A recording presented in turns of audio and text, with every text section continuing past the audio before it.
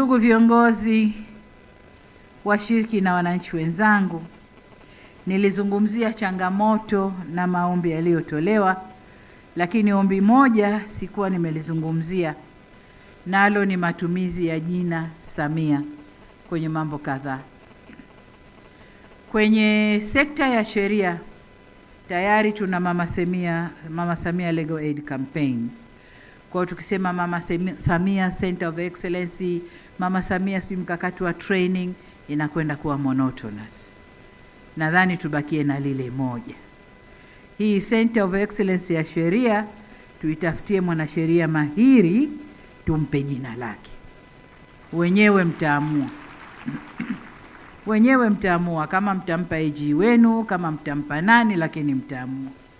Lakini kwa upande wa mpango wa mafunzo tayari Wizara ya Elimu alishawawahi. Wizara ya Elimu kule kuna Mama Samia scholarships. Hasa na huku mkiwa na mpango wa mafunzo wa Mama Samia, vinajirudia, haipendezi. Kwa hiyo kwa haya mawili naomba mnisamee.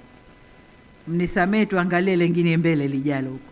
Kwa sababu kila sekta Mama Samia kitu hiki, Mama Samia kitu hiki. Mara moja nilihudhuria vichekesho pale Dar es Salaam. Na mmoja katika wachekeshaji ambaye alikuwa mmoja katika waandalizi wa lile jambo, Ommy Dimpoz nadhani alikuwa, akasema nimeandaa hili jambo karibu lifikie, nikasikia mabadiliko ya mawaziri. Nikasema sasa mawaziri hao ndio anza nao wakibadilika wakaenda sekta nyingine, nafanyaje na hili jambo? Lakini hapo nikapata solution. Akasema solution yangu ilikuwa niweke tu nitangulize Mama Samia halafu kile kijambo chake. Asa kwa sababu ukisha kuweka Mama Samia kwenye jambo lolote, hilo jambo linakwenda halisimami. Kwa hiyo ndugu zangu, kama hili jina maana yake ni kufanya mambo yaende yasisimame, niwahakikishie mambo yote yatakwenda.